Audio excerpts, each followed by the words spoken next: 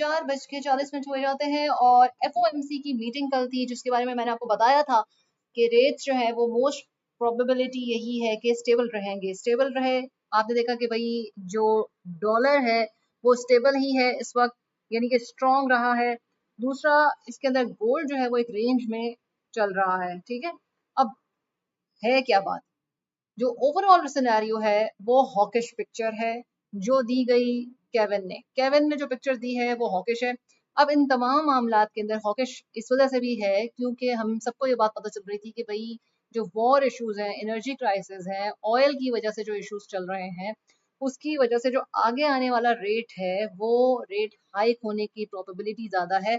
और इसी वजह से यहाँ पे भी आप देख सकते हैं कि अब 3.2% जो है वो सितंबर में जो रेट आएगा वो हाइक होगा।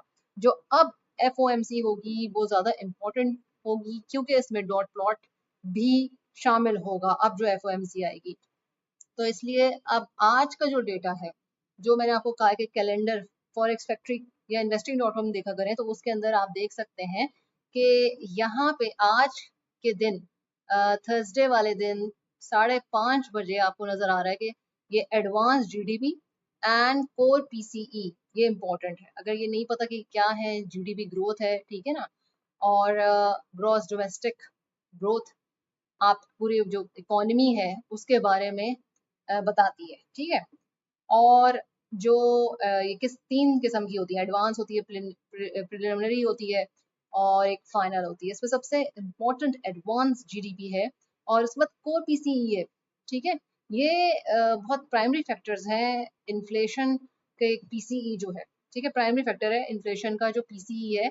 और GDP तो खैर ग्रोथ फैक्टर आपका आ जाता है। अब ये डिफरेंट डिफरेंट टाइप के फैक्टर्स हैं, लेकिन PCE जो है वो प्राइमरी मतलब कि कहा है कि भाई FOMC जो फेड है वो देखती है कि भाई ये इंपॉर्टेंट फैक्टर है। लेकिन मसला ये है कि जो पिछले दिनों जो प्राय मतलब कि जो भी इवेंट्स डिफरेंट टाइप के हुए हैं वो मिक्स सिनेरियो, कि कभी वॉर जो है वो चल रही है, फिर उसके बाद जो ट्रम्प के मामलात ईरान के साथ, फिर वो वॉर होल्ड पे आ गई, फिर दोबारा से जो है वो ईरान ने स्ट्राइट ऑफ हर्मिस के अंदर ऑयल का इशू कि भाई ये वाले शिप्स जाएंगे नहीं, इनको जो है वो पे करने हैं शिप्स को, जो भी उनके इश्यूज जो हैं वो फिर मामला खराब हुए और फिर जो है दोबारा से वॉर, और फिर जो है वो ट्रम्प की तरफ से ये कि US ने स्ट्राइक किया ईरान के ऊपर, और फिर जो है ये दोबारा मसला चला तो ऑयल बढ़ गया, ठीक है।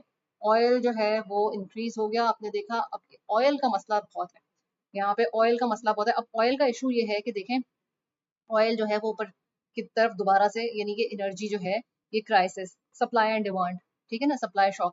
अब नहीं जाएगा ऑयल तो जाहिर सी बात है उसकी कीमत नहीं, अगर नहीं मिलेगी कोई चीज तो उसकी कीमत ज्यादा बढ़ेगी, क्योंकि डिमांड जो है जाहिर सी बात है वो है, एक चीज की डिमांड है वो मिल नहीं रही है तो उसकी प्राइस बढ़ेगी, ठीक है। तो यहाँ पे सप्लाई शॉक की बात आ गई। दूसरा ये कि इसकी वजह से काफी इश्यूज गोल्ड की तरफ भी हो रहे हैं। देखिए हर वॉर में गोल्ड जो है ना वो नहीं सिर्फ बढ़ता कि भाई कहा जाता है, लेकिन आपको इस चीज को मैं बताने के लिए कि देखें जिस टाइप की वॉर होती है, क्या वॉर जो है वो ऑयल पे हो रही है या एक है पानीपत की जंग, सुनी है ना आपने पानीपत की जंग, क्या ये जो है वो पानी के ऊपर लड़ाई है। और यहाँ पे भी आपको पता है कि इंडिया पाकिस्तान के उसमें आगे जाके ये वाली बात है, आगे इन फ्यूचर के भाई पानी पे लड़ाई होगी, जंग जो है वो जंगें जो है वो पानी के ऊपर होंगी, वाटर के ऊपर होंगी, तो वाटर क्राइसिस। तो जो चीज है जो हमें नजर भी आ रहा है कि भाई हम नहीं सेव कर रहे हैं अपना पानी, नहीं डैम्स बना रहे हैं, तो ये बारी बात तो एक बिल्कुल डिफरेंट सिनेरियो में चली जाएगी कि पानी को सेव करना, और पानी जो है वो जो इंडिया से पाकिस्तान की तरफ ट्रीटी जो साइन हुई हुई वो सारी चीजें एक अलग कहानी है, ठीक है। लेकिन मैं आपको सिर्फ ये बताना चाह रही हूँ कि जिस टाइप की वॉर है, यानी अगर ऑयल की है तो ऑयल के पैसे बढ़ेंगे क्योंकि वो आएगा नहीं प्रोवाइड, मतलब कि जाहिर सी बात है सप्लाई शॉक। दूसरा, अगर पानी की जंग है तो जाहिर सी बात है पानी का क्राइसिस। तो ये जितनी भी चीजें हैं आप ये देख सकते हैं, ऑयल के बगैर तो जिंदगी फिर भी गुजर जाएगी आपकी, कि अगर गाड़ी नहीं हुई, लेकिन पानी के बगैर जिंदगी नहीं गुजर सकेगी, ये आपको एक चीज ध्यान में रखनी है, ठीक है। तो अब मैं तो सिर्फ आपको एग्जांपल दे रही हूँ कि जिस चीज की वॉर है उसकी जो है जाहिर सी बात है कीमत बढ़ेगी। तो यहाँ पे मैं आपको ये बता दूं कि अभी ऑयल की प्राइसेस जो हैं वो फिर दोबारा से बढ़ी भी हैं, ये नीचे अगर आएंगी तो फिर ही कोई मामला सूटेबल होंगे। अब यहाँ पे जो नेक्स्ट FOMC मीटिंग है उसके मैंने आपको बता दिया रेट हाइक्स के ज्यादा चांसेस हो गए हैं। लेकिन अगर कोई अच्छी न्यूज आती है, ये साहब अभी पूरे मामले में अभी कहीं ना कहीं से दोबारा से उठ के आ जाएंगे, क्योंकि काफ़ी अभी इनकी दिन हो गए हैं कि इनका कोई ना कोई ट्वीट आ जाएगा या कोई ना कोई ऐसी बात आ जाएगी कि अपनी, ठीक है ना। तो यहाँ पे अगर कोई अच्छी न्यूज़ आएगी तो वो एफओएमसी के रेट्स की तरफ जो है वो उसको इफेक्ट करेगी, लेकिन अभी जो पिक्चर आई है वो हॉकिश पिक्चर ही आ रही है, ठीक है। जबकि आपको पता है कि पिछले जितनी भी इवेंट्स हुए हैं उसके अंदर कुछ जॉबलेस क्लेम्स आए थे, ठीक है ना। तो वो था कि भाई वो गुड फॉर यूएसडी के लिए था कि जॉबलेस जो है जॉ इसके अंदर आपने देखा कि भाई जितना भी लेबर मार्केट है, ठीक है, जो लेबर मार्केट है उसके अंदर जो जॉब क्लेम्स वगैरह के बारे में थी, अनएम्प्लॉयमेंट रेट वगैरह है, जो जॉब्स के लिए जो लेबर मार्केट की जितनी भी मार्केट्स हैं उसमें कुछ मिक्स डेटा आया कि कुछ गोल्ड की तरफ, कुछ ज्यादा जो है वो डीएक्स मतलब के डॉलर की तरफ स्ट्रेंथनिंग के। तो ये जो एक मिक्स सिनेरियो था और उसके अंदर हम ये देख रहे हैं कि भाई वॉर भी चल रही है, ट्रम्प के इश्यूज और ईरान के इश्यूज और ये सारी चीजें, तो एक मिक्स सी जो है पिक्चर थी। लेकिन ऑयल जो है एक एनर्जी क्राइसिस, तो जाहिर है आप देख सकते हैं कि ऑयल जो एनर्जी क्राइसिस की वजह से और ये सारे मामला जो हैं हॉकिश ही लग रही है इस वक्त पिक्चर, ठीक है। तो यहाँ पे मैं आपको बता दूं कि बीटीसी के ऊपर क्या इफेक्ट है। बीटीसी जो है उस होल्ड कर रहा है अपना सपोर्ट लेवल 64,555 को, ये सपोर्ट अभी तक ये इसको जो है वो मतलब सपोर्ट कर रहा है। अब यहाँ पे ये बात है कि ये आप हिस्टोरिकली बैठे हुए हैं एक बेयर मार्केट के अंदर, ये बुल मार्केट अभी स्टार्ट नहीं हुई है, सही है। तो यहाँ अगर ये हॉकिश रहा तो भाई ये वाले जो एसेट्स हैं ये क्यों नहीं डंप किया, लेकिन नहीं डंप किया। तो यही चीज है कि ये इसकी स्ट्रेंथ है बिटकॉइन की कि ये इसने डंप नहीं किया। लेकिन अभी जो प्रॉब्लम है वो है वॉल्यूम। आप देखें, अभी वॉल्यूम देखें कि वॉल्यूम जो है वो कम आ रहा है। अभी वॉल्यूम जो कम आ रहा है जिसकी वजह से लग रहा है कि भाई करेक्शन ले सकती है मार्केट। अब एक गो में तो ऊपर नहीं जाती ना मार्केट, तो करेक्शन जो है वो एक्सपेक्टेड भी है। दूसरा आप हिस्टोरिकली जो है वो प्रेजेंट है एक बेयर मार्केट में। तो यहाँ पे मैं आपको कहूंगी कि बी वेरी कॉशियस। लॉन्ग्स इस वक्त खोलते वक्त पहले से कोई लॉन्ग ली हुई है तो ओके, लेकिन अगर पहले से लॉन्ग नहीं ली हुई है तो फिर जो है वो आपको इस वक्त एकदम से लॉन्ग नहीं खोलनी चाहिए जब तक कि जो है वो अपना रेजिस्टेंस को पूरा ना करे, जो कि 67 68 के ऊपर इसकी मौजूद है। वो ब्रेक करेगी अच्छे वॉल्यूम के साथ तो फिर आप ये कह सकते हैं कि भाई हाँ, कि अब बिटकॉइन जो है वो 70 72 तक जा रहा है, जो कि 72 74 पे भी अच्छी रेजिस्टेंस मिल जाएगी, ठीक है। 70 पे भी अच्छी रेजिस्टेंस इसको मिलेगी, एकदम से तोड़ के इंक्लाइन में नहीं जाएगा। लेकिन मामला ये नहीं है, मामला ये है कि वॉल्यूम इस वक्त आपको नजर आ रहा है कम है। दूसरा यहाँ पे जो लिक्विडेशंस जो हैं वो भी नीचे की तरफ ज्यादा एज कम्पेयर टू ऊपर। ऊपर भी लिक्विडेशन है 80 की तरफ और 50 की तरफ ज्यादा लिक्विडेशन है, जो मैं आपको बता रही हूँ, ठीक है।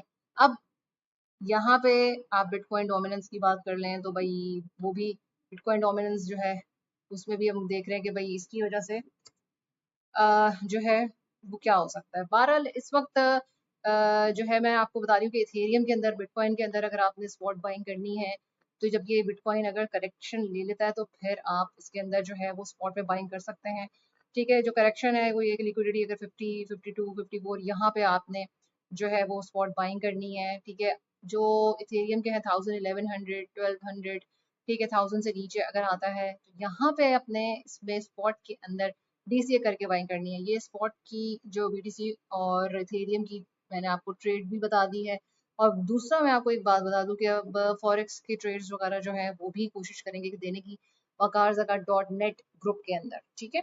तो वो ट्रेड्स भी मैं दूंगी और फॉरेक्स के बारे में भी और गोल्ड के बारे में भी आगे हम जा रहे हैं, ठीक है। काफी अरसे से मैं नहीं एक्टिव बहुत ज्यादा रह रही थी ट्रेड्स के मामले में। हाँ, थोड़ा जो है वो देख लिया, खुद कर ली ट्रेड, लेकिन अब मैं खुद से दोबारा से जो है वो इस चीज को दोबारा से स्टार्ट करूंगी। और यहाँ पे मैंने आपको ऑयल के बारे में बता दिया। अभी जो डेटा आने वाला है वो इम्पोर्टेंट है, जो 5:30 बजे अभी आने वाला है उसके ऊपर नजर रखें, ठीक है। इस पे जो है वो ये पजल का एक पार्ट है।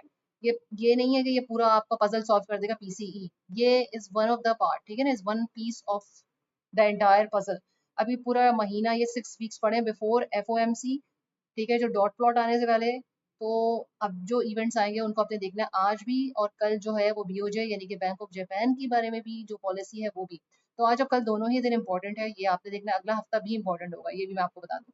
तब अब ये आपको मैंने सारी सिचुएशन बता दी है कि भाई वॉर किस किस्म की, सारी चीजें इसके हिसाब से आप अपनी ट्रेड्स को मैनेज करेंगे। स्पॉट के अंदर जो बाइंग है वो मैंने आपको बता दी है, और आगे क्या होगा उसके साथ साथ हम बता देंगे। लाइक शेयर सब्सक्राइब करें and hit the bell icon button till then अल्लाह हाफिज।